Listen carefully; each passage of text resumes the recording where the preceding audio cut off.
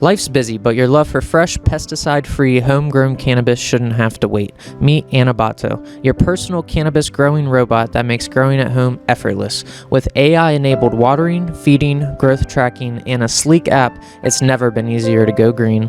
Whether you're a plant pro or just starting out, Anabato helps you grow with confidence, and it's a beautiful device that can proudly sit in your living room for all to admire. Ready to grow smarter? Visit anabato.com today and take all the guesswork out of growing your cannabis at home. Anabato. Grow effortlessly. Hey everyone, it's Hunter from the Smoke Me Out podcast. We're thrilled to have Moyo Love Juice Joint joining the Smoke Me Out family. They're leading the charge in the hemp and cannabis beverage space with their incredible infused drinks. Whether you're looking to relax or vibe out, Moyo has something very special for you. Don't forget to check back each week for exclusive giveaways, and you could be sipping on the best in the game. Huge shout out to Moyo Love Juice Joint for their support. Let's raise a glass and keep the good vibes flowing. Hey everyone, it's Hunter from the Smoke Me Out podcast. We are incredibly proud to have North Atlantic Seed Company sponsor us. They're leaders in the seed game, providing top-tier genetics to growers across the country. Their commitment to quality and innovation aligns perfectly with what we're all about. Be sure to tune in each week for exclusive giveaways and your chance to snag some amazing seeds from one of the best in the business. Big thanks to North Atlantic Seed Company for their support. Now let's grow together. Hey everyone, it's Hunter from the Smoke Me Out podcast. We're excited to share that Tony's Pizza in Williamsport is now a part of the Smoke Me Out family. Tony's is the go-to spot for delicious, mouth-watering pizza and amazing service that never disappoints. We're proud to partner with a local favorite that always delivers. Check back each week for exclusive giveaways. You might just score a free pie or some awesome swag. Big thanks to Tony's Pizza for supporting the podcast and the community. Let's keep it cheesy and support the local businesses. Welcome to the 8th episode of the Smoke Me Out podcast. Today we have a very special guest, Aspen Griffith. Thanks for coming today. Absolutely. Thank you for having me. Why don't you tell the viewers a little bit about yourself?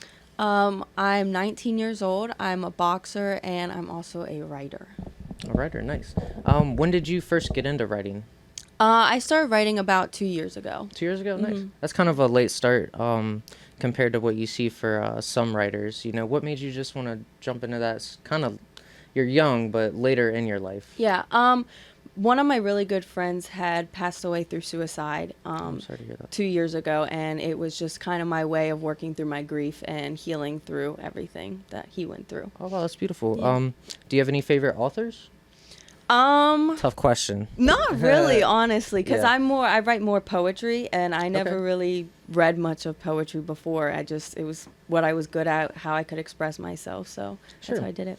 The past mayor of Hagerstown, Takesha Ann Martina, Mm-hmm. She's actually a pretty good poet, and I still owe her one. Yeah. So I got to work on my haiku skills here soon. Oh, yeah. All right, so I want to talk a little bit about your boxing journey and your personal growth. The message that you've been able to tell and, you know, just the power in your words at such a young age is very incredible. Thank you. So I definitely think you have, you know, just a mind beyond your years.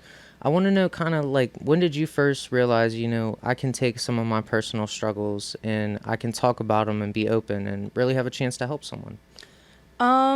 I always knew that I wanted to be able to share my story just because I do have a rough past, and I knew that if I could help other people, that's what I wanted to do. So with writing and with boxing, it gave me the confidence to be able to share my story and to be open with it instead of hiding from it like most people do. I wanted to be open and elaborate and help other people. That's great. What are some of the biggest lessons boxing has taught you, not just as an athlete, but as a person? Honestly, it taught me that I can face anything, because I feel like if you can face somebody in the ring, if you're fighting somebody, then you know you can face anything outside of the ring. Absolutely. Kind of to tone it down a little bit, but I had asked Chris Glenn, what was it like the first time you ever got rocked? Like a real good connection, you know, kind of saw stars. He couldn't really remember a time where it had happened that bad, really in sparring or a fight. Have you been rocked? And what was it like the first time actually kind of, you know, having your clock cleaned? Honestly, I sparred Chris whenever I first wow. started. Nice. Yeah. And he obviously took it easy on me, but I just remember I was terrified. Absolutely. Yeah. I could imagine. Yeah, because he was a guy, so obviously they hit harder. But honestly, once I got hit, I knew that it was something I wanted to do, which Absolutely. probably makes me a little crazy, but A little bit, but Yeah. any good boxer has a little bit of that in them. Yes. What would you say is one of your best attributes as a boxer? I think my confidence, I'm very confident in the ring. Even if I'm losing or I feel like I'm down a couple points, I'm still confident, I'm comfortable in the ring, and I know what I need to do. Oh, that's great to hear. Many times when I watch it, whether it's a pay-per-view or just a small undercard, at 5 in the afternoon, you see those last couple rounds, and fighters usually know, or the corner tells them, "Hey, you're down. Want to see some heart here." And so oftentimes you just see them go out that 8th round and just try not to get knocked out. Yeah. And there's nothing wrong with that, because I probably wouldn't even be able to make it to the 8th round. But I think a lot of fighters really learn something about themselves when there's one thing with being content, just getting through the fight and taking a decision. But when you see a fighter go out there in that last round and just really try to get that win, whether it means they get knocked out or embarrassed, if you would call it. Do you think you have a little bit of that dog in you, or? I'd like to think so, yeah. I mean, I'd like to think so, too. There's one time I was fighting a girl who was a 15-time national champion, and I lost too much blood, and the doctor tried to tell me to stop, and I just begged him. I was like, please just let me go back out there. Like, just let me finish the round, let me complete it. That goes to my next point. It can be very dangerous because, if you have the heart of the warrior, the warriors often go till it's a little too far, So it's good to have a good corner, good people, let you know, hey, next time or something like that. Definitely. How do you mentally prepare for fights, especially given the emotional battles that you faced in life? Most of the time, I kind of isolate myself. I'll put my music in. Usually I'm listening to like worship music or something. I pray. Okay. I just focus on the fight, and, I pray that God's going to get me through the fight and visualize what I can do and hope for the best. That's great. Do you have any favorite Bible verses or any certain bands or songs or messages that you really try to get into your soul before the fight? Not really. I try and play, like, I have a worship playlist, and I play that, and I just listen to that, and just, I feel the peace of God come over me, and just know that I'm going to be comforted, and whatever's going to happen is going to happen. He's got me. That's amazing. I agree. How did boxing help you process and navigate the challenges you face while living with your biological mother? Honestly, I wasn't living with her super long when I started boxing. She hated it. She didn't think it was good as a woman to be in the sport, but it helped me to know that I could fight, and that if I could fight and in the ring, then I could fight and get out of the situation that I was in. Absolutely.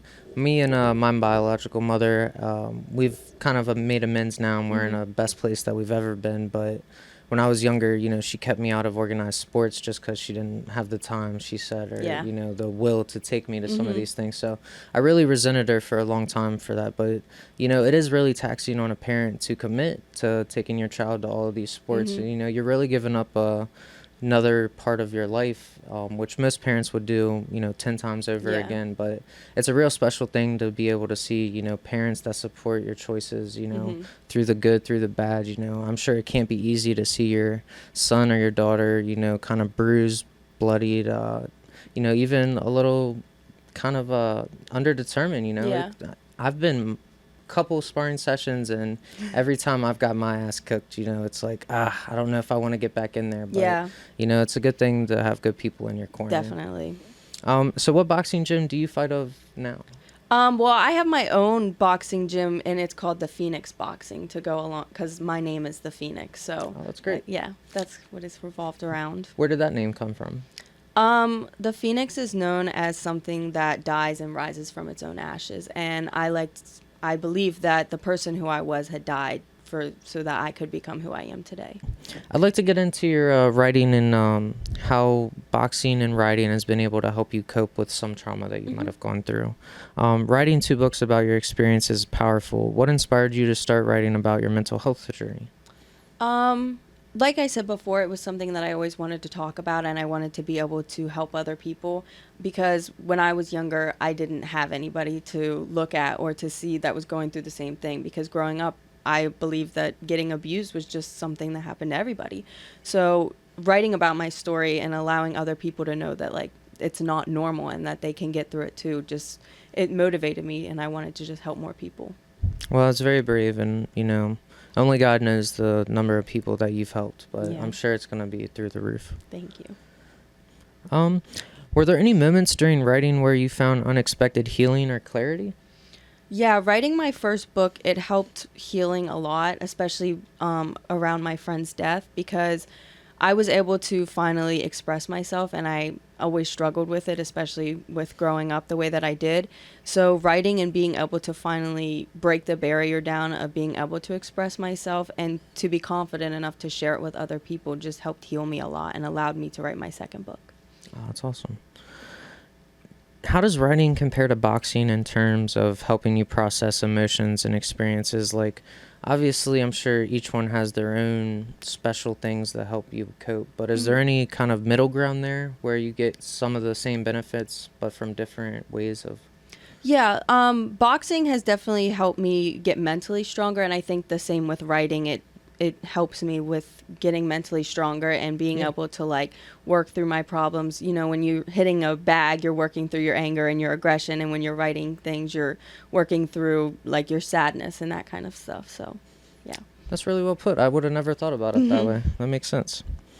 Um, do you feel like boxing and writing serve similar roles in your healing journey, or do you think they fulfill total different needs from you? So, kind of aside from the way I just asked you, if you had to pick one aspect from each one of those to kind of, broadcast out, what's your favorite part of the healing process of each one? I think with boxing, my favorite part is just that like you get to work out through everything. Like any emotion you're feeling once you put your gloves on, like I feel like all of that goes away. You're out of your head. You're finally just like putting your gloves to a bag and your head kind of silences.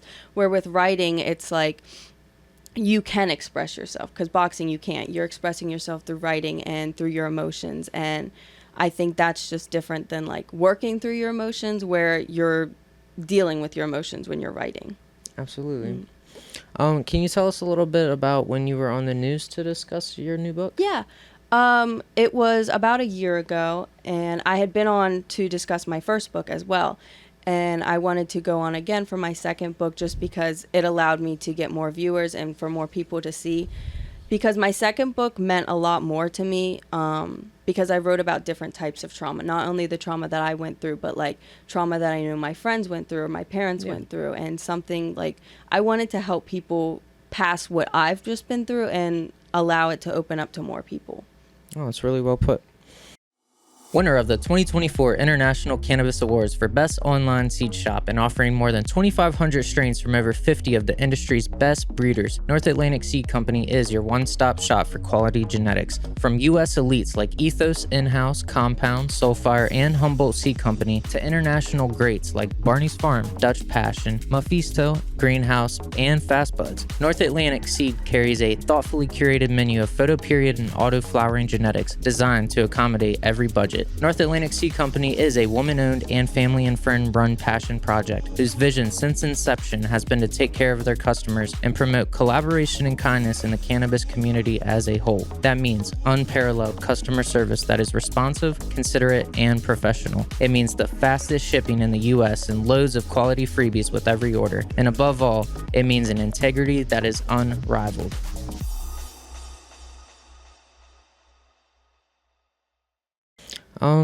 What would you say to young women who might be facing their own battles and looking for a way to fight through them, whether that's through boxing, writing, or some other way?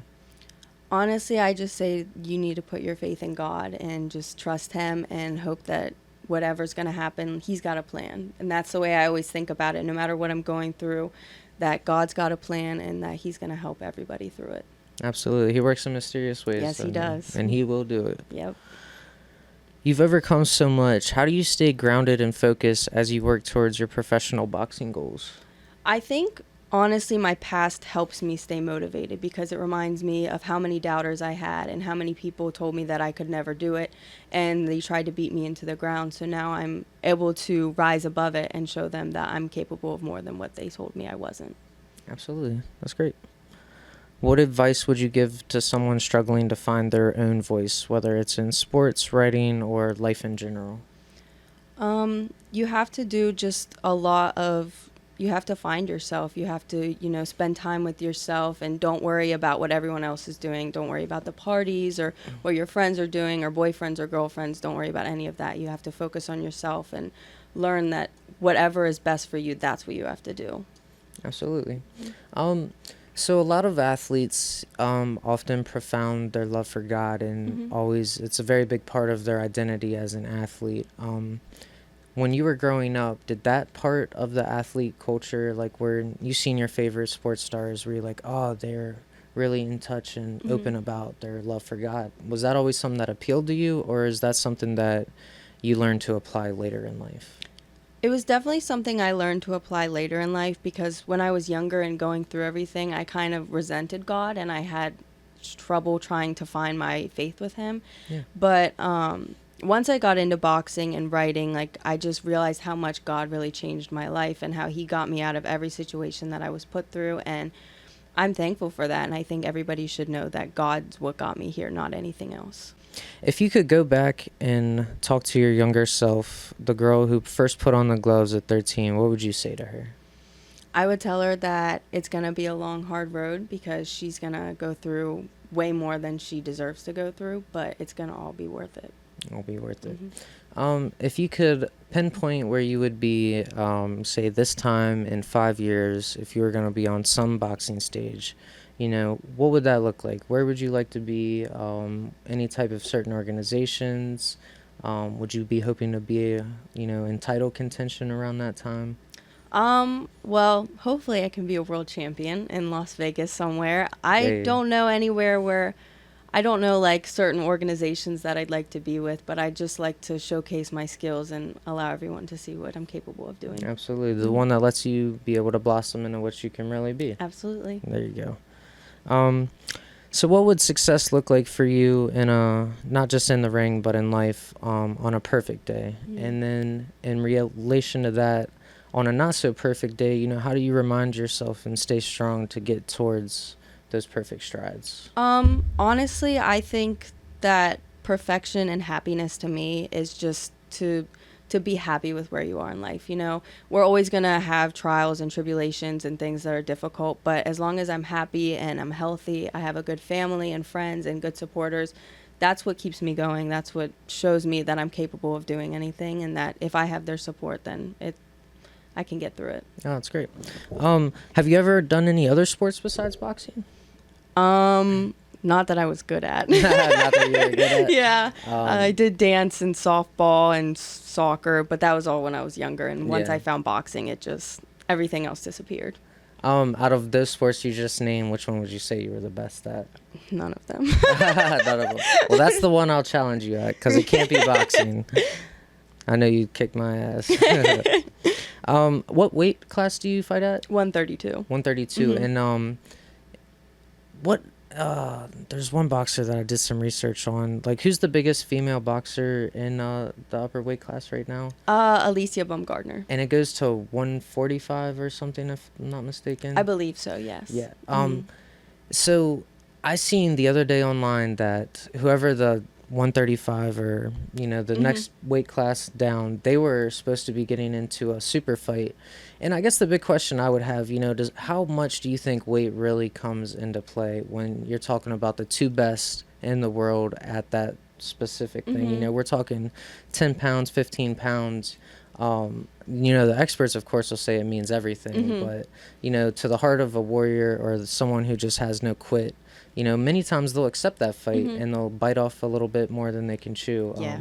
Would you ever take a cruiserweight fight like that or anything? My last fight, actually, the girl came in 10 pounds overweight, and they had told me, and she was already like 8 years older than me as well, and they told me I didn't have to take it, but I knew that I wanted to, and I ended up winning. So. Oh, see, that's great. Yes. See, that's a good thing. See, I would have been like, oh, let me think about this. But a win could be behind door number 2, That just goes to show you can't be scared. And I'm sure you talked it over with your team, and together you guys came to the right choice. Yep.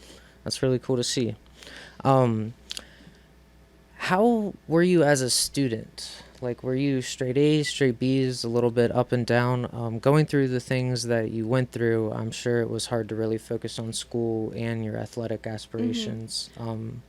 School was really my main constant, so I knew Mm-hmm. that like if I was at school, I could focus and I could do whatever I had to do. So I usually had like A's and B's just because I knew like my biological mother wanted to see that. She wanted to see that I was being successful in school. She didn't care about sports. So I knew that if I could be successful in school, that maybe I could finally get to do the sport that I wanted to do. Oh, that's awesome. Um, so if you could get involved and start a nonprofit or some sort of charity, boxing related in the local community, what would you like to do? I would just like to help children and like if they were in an abuse situation or just struggling, I work in the school system, so I see a lot of kids who they are struggling at home because sometimes they're growing up around drugs or they are growing up being abused, and I wish there was a way that we could all help them. Absolutely. Mm. Um, do you ever sometimes sit back and wonder, like, wow, I can't imagine what my life would be if I never did start taking up this boxing or, just getting that expression out through writing? Mhm. What would it have been like if you would have kept that all bottled in? It's hard to think about. I don't know. It's kind of scary to think about because I Exactly. know where I was before I started boxing, and sometimes I think I might not have made it this far if I didn't start boxing or writing. And it's something I want the viewers to know is, you could be just, 1 hour from finding out your next hobby that could really change your life or really open up that next door for you to kind of find another avenue of enjoyment or, learn life's next great big lesson. It could be right around the corner, literally just a minute away. You never know. So definitely never give up. And, there's something out there for everyone. What would you say to someone who was trying to find their identity that, maybe has already had a couple of identities that didn't work out? It definitely takes time. I think even though I found my identity, I think years from now it might be different. It might change, but like I've said before, you pray, you put your faith in God, and he opens every door and he shows you what you're supposed to do. You So, will. And he'll mhm. never put you through anything that you're not supposed to go Nope. through. It's all part of his plan. Mhm. That's really, really great to see you have such a mature outlook on it at such a young age. Yeah. Thank That's you. something that you don't see a lot very often. And I think that's really going to take you far, not only as a person, but an athlete, a philanthropist, because I really think that's what you are. I think you have the ability to, really dig down and really touch deep into, not just young girls, but boys' souls too, because Yeah. I found your story very inspiring. Thank And, you. if you sit down and look at us, a lot of people would probably assume, oh, that dumb pothead, this or that, versus, Mhm. very well educated, well spoken boxer.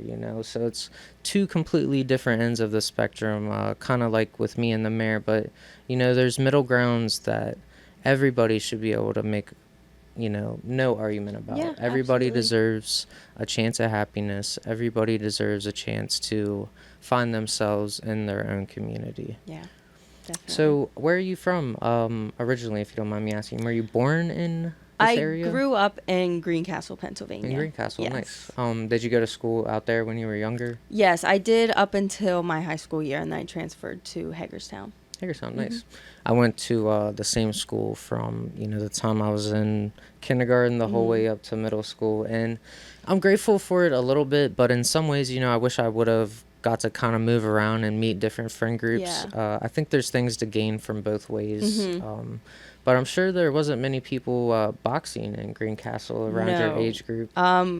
Honestly, Greencastle, it's a very small town. It's very cliquey. If you don't fit the right Yeah. place, then they don't like you. And that was another thing. Like, I grew up with kids bullying me all the time and, like, telling me that I wasn't the right kind of Greencastle person. And then once I started boxing and I moved to Hagerstown, then their views on me all changed and they wanted to be friends. But Yeah, that's how it goes, unfortunately, yeah. sometimes. They think they know you, and then they see that you got something going on, and they just want to kind of not leech on, but they want to be associated with your greatness. Yeah. But that just goes to show that, you're inspiring. Even the haters are the people with ill intentions. Hmm. Yeah. So now that you're 3 years into your fighting journey, is the hope to maybe go pro anytime soon, next year or two? Yeah, I'm hoping within hopefully next year that I Yeah. can go pro, especially because I'm younger and with women it's harder to blow up as a professional. So I'd like Absolutely. to start as soon as I can. I think you won't have no problems. Looking Thank at your you. resume, I think any promoter would be very lucky to have you. Thank you. Absolutely. Um, what do you think you could do to achieve this? Obviously, 99% of it is your work ethic and what you're willing to put into it. But do you ever sit there and lay in bed at night and wonder, like, man, if I could just get the opportunity to, is there anything that sticks in your mind? Like, that's the golden ticket way. If you could pick up the phone and say, this is how I want to make it. I think honestly, it just takes having the right promoter and having the right team, because once you have that, they can pretty much take you anywhere. If you have the certain promoter who can get you on the shows and your team who can take you farther to get you to Vegas, like I hope to be, then yeah. I think you'll be there sooner than you think. Thank you. Absolutely. And for anybody watching this that, is a supporter of local boxing or even a supporter of you, what could they really do to really help make sure that we help you reach those dreams and goals? Just keep supporting, because I feel like supporters mean so much and people don't realize that. But when I have people reach out to me and tell me that they're watching me or they're supporting me, it means a lot. It helps motivate me to do better. Absolutely. So I have here that you went to nationals 4 times. Can you talk a little bit about that? And, wow, what an accomplishment, first of all. Nationals, it's scary. It's a huge stage. There's over 1,000 boxers there, and any female that walks by, you're looking at them and seeing if they're in your weight class or you're going to have to fight them. And but it's an amazing experience to see so many boxers and to see so many people who are trying to accomplish their dreams in such a big stage. It's wonderful. Absolutely. But there's a lot of, ambition in that room. Yes, absolutely. So I'm sure during your process during these 3 years, I'm sure you've got to train in some incredible places. Is there anybody or anywhere that's really stood out to you that you're really grateful that you got to stop by there and hit some bags? Definitely Sugar Ray Leonard's gym and then Headbanger's gym. I think those 2 places were like the coolest that I've ever been. Nice. Was there anything that's special that stood out, or just the atmosphere, walking through those doors and feeling the history and the magic that's happened there? That's how it was with Sugar Ray Leonard's gym. He has a mural up of himself and he goes in there every so often. And so it's just cool to know that I'm training in the same gym that a world champion trained in. No, you're in the right place, right? Yes. It feels right. Yeah. Good company for sure. Most definitely. You've won 2 belts, if I'm not mistaken. Yes. Soon to be 3 in a professional setting. Hopefully. What was that experience like? And did you cry? Oh, absolutely. I know I would cry. Absolutely. It's so crazy. People are like, "Oh, I'd never cry." Man, I would bawl like a baby if I finally reached that goal. I did. My first one, it was in a tournament, and I really didn't even want to fight because I was just tired and I was drained, but I was like, no, I'm going to get through this. I'm going to fight. And I did, and I won my belt, and I cried like a baby for the 10-hour drive home from Georgia. Just wake up, look at it. Yes. It's something to be proud of, and it's something that, people who have done it, 20, 30 years never get a chance to experience that. So for you to be able to touch that so young and so maturely, I think you'll really get what it's meant. I think you'll rise to the occasion, and I think you have 0 problems reaching any of your goals. Thank you. I think the only problem will be trying to figure out what's next for you, because you're going to keep on going up. That's the plan. All right. Well, thank you so much for coming and talking to us today, and we can't wait to watch your journey. Thank you you always got a me. supporter with us. Thank you. Awesome.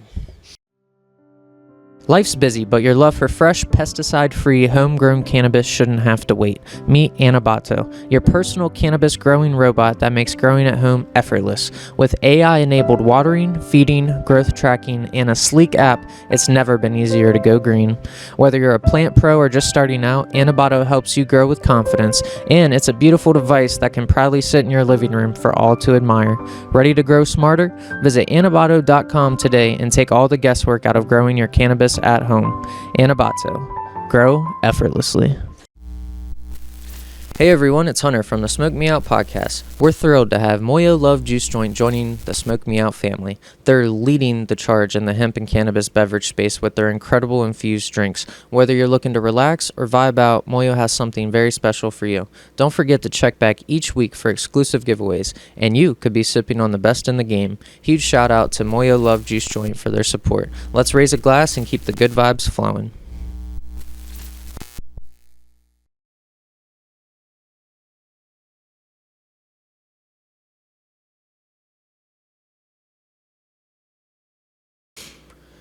Hey everyone, it's Hunter from the Smoke Me Out podcast. We are incredibly proud to have North Atlantic Seed Company sponsor us. They're leaders in the seed game, providing top-tier genetics to growers across the country. Their commitment to quality and innovation aligns perfectly with what we're all about. Be sure to tune in each week for exclusive giveaways and your chance to snag some amazing seeds from one of the best in the business. Big thanks to North Atlantic Seed Company for their support. Now let's grow together. Hey everyone, it's Hunter from the Smoke Me Out podcast. We're excited to share that Tony's Pizza in Williamsport is now a part of the Smoke Me Out family. Tony's is the go-to spot for delicious, mouth-watering pizza and amazing service that never disappoints. We're proud to partner with a local favorite that always delivers. Check back each week for exclusive giveaways. You might just score a free pie or some awesome swag. Big thanks to Tony's Pizza for supporting the podcast and the community. Let's keep it cheesy and support the local businesses.